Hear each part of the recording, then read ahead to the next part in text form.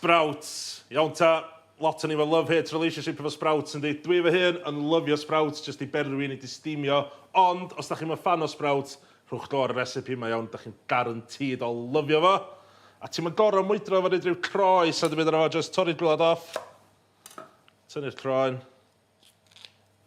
A torri fo'n hanner. A i fi, ti'n methu cael dolyg heb sprouts, ia. Dwi yn lyfio sprouts.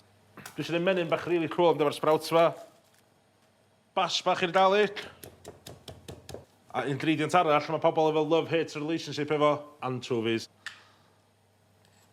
Mae'r anchovies mae'n mynd i adio umami, depth of flavour, savouriness, nid o'n hall. Ti'n mynd i cael dim un blas fishy yn efo, iawn. Mae'n jyst mynd i toddi i ffwrdd fewn i essence o umami. Yna digon o anchovies. A da chi'n gwybod beth i umami erbyn wan, yndach? Os da chi ddim, edrych o fyny online, e.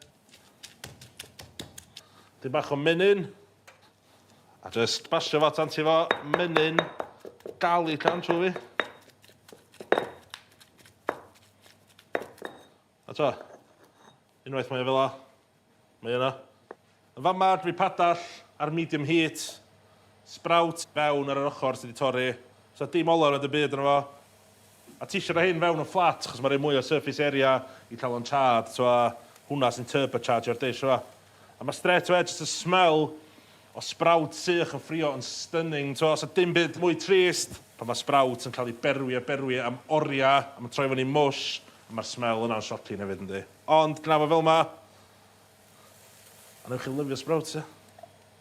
Gadael hynna am ryw 3-4 munud wan jyst i developio'r crust yna, paid o symud ro'r gwmpas. Mae wedi bod ryw 3 munud on, a i straight away, ti'n cael y chard yna, to. Siwgr naturiol o sprouts yna, so dim olew na dy byd yna fo. A ti eisiau mynd on to the limit, achos o'r char yna sy'n turbochargio'r sauce. A eto ti eisiau cadw fatha integrity'r sprouts, so ti'n misio gor-cwcio'r sprout, ti eisiau fo cael bait. Iawn ta, dwi'n bach o booze, ynddo? A mae vermouth extra sych yn gweithio'n perffaith i hwn. A'r un stwff o James Bond y tal ni fiod, ie? Wnaeth hwnna jyst pigo fyny'r darna'r sprout sydd crasu ar gwylod y padall. A wedyn gadael hwnna ar y diwsio lawr o tua hannar, tro cwcio'r booze na i gyd off. Mewn efo'r menyn anchovy a gadael iddo fo doddi dros y sprouts na i gyd. Paid a cymysgu fo'r gormod, chos ti eisiau nhw gadw i siap. A beth sy'n mynd yn berffaith efo hein ydy parsley fresh. Mae parsley efo'r vermouth a menyn a anchovies yn mynd efo'i gilydd fatha Sir Wynfa Plumsan. As da chi'n mynd o pwydi Sir Wynfa Plumsan, bydwch y poeni, fydd SLC yn chwarae repeat trwy dolyg. Ola, dipyn o bupur du. A chdi, sprout really cool, o'n 10 munud. A mae'r sauce na kind of cyfro bob un sprout.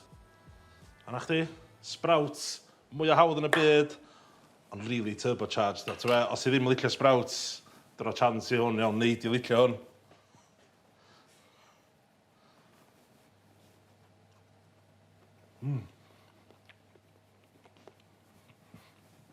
A hynna beth dwys o sprout i fod, ia. Dim just toddi fyny mush yn creg chdi, ond mae'na texture efo, mae'na crunch efo fo. So chario i, yn y 5 munud cynta, hwnna sy'n neud y recipe yma, ia. Sprout sgwr yn y byd.